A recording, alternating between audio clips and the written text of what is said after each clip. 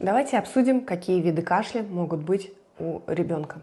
С вами врач-педиатр, кандидат медицинских наук, неонатолог и главный педиатр клиники «Детки». Меня зовут Анна Левадная. Подписывайтесь на мой канал, у меня все о здоровье детей. Итак, кашель – это защитная реакция организма, которая направлена на очищение дыхательных путей. И человек делает при этом глубокий вдох, потом закрывается голосовая щель, и грудные и брюшные мышцы сокращаются, и происходит мощный выдох с раскрытием в этот момент голосовой щели, за счет чего мы слышим кашель и кашлевой толчок. Во время сильного выдоха происходит выталкивание мокроты из дыхательных путей под довольно хорошим давлением. Это позволяет эвакуировать мокроту. 4 основных вида кашля, которые должен знать родителей. Первое – это сухой кашель. Он часто появляется в самом начале ОРВИ, потом самостоятельно переходит во влажный. При длительном приступообразном сухом кашле нужно исключить бронхиальную астму, а также психогенный кашель. И давайте его послушаем.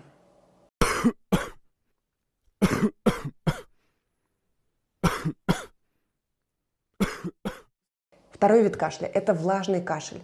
Это такой, который создает ощущение, что его как будто бы легко и можно откашлять.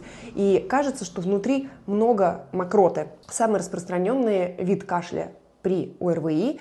И также такой кашель может отмечаться при инородном теле в дыхательных путях, при бронхите, который вызван нетипичными возбудителями, и при стекании слизи по задней стенке глотки, а также при необоснованных постоянных ингаляциях, при пневмонии и еще многих состояниях. Давайте его тоже послушаем.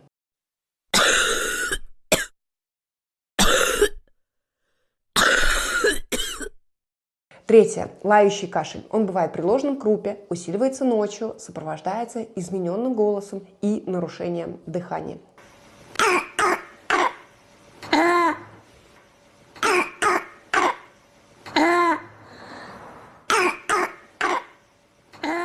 Четвертое. Приступообразный кашель, который бывает при коклюше, при паракоклюше, реже при других инфекциях. Кашель действительно приступообразный, выглядит как серия быстрых выдохов, за которыми следует глубокий, громкий, шумный вдох.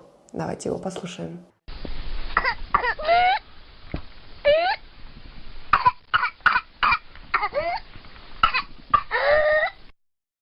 У кашля может быть много других причин, в которых врач будет разбираться глубоко и поймет, из-за чего он возникает. Дети не могут откашлять мокроту так же эффективно, как взрослые, из-за определенных особенностей мышц, которые совершают кашлевой толчок. Поэтому для детей особые рекомендации существуют в отношении лечения кашля, в том числе не рекомендована постоянная ингаляция, которую у нас очень любят проводить, потому что ребенку потом тяжело откашлять. В том числе есть ограничения по применению муколитиков у детей при кашле. В том числе есть рекомендации по дыхательной гимнастике, по раннему выходу на улицу при мокроте и определенные особенности диагностики кашля, которые у некоторых детей в силу возраста затруднены. Все эти особенности, конечно, нужно обсудить с вашим лечащим врачом, но я надеюсь, что вот эти 4 основных вида кашля помогут вам разобраться, какой кашель у вашего ребенка, в чем примерная может быть его причина, и к врачу уже прийти с этой информацией. Скажете: у меня влажный кашель у ребенка, или наоборот, у нас сухой кашель, или вы знаете, что у вас был сухой и перешел во влажный. Эта информация вам 100% поможет при лечении вашего ребенка. Будьте здоровы, берегите детей и подписывайтесь на мой канал. Я Анна Левадная, врач-педиатр, у меня все о здоровье детей.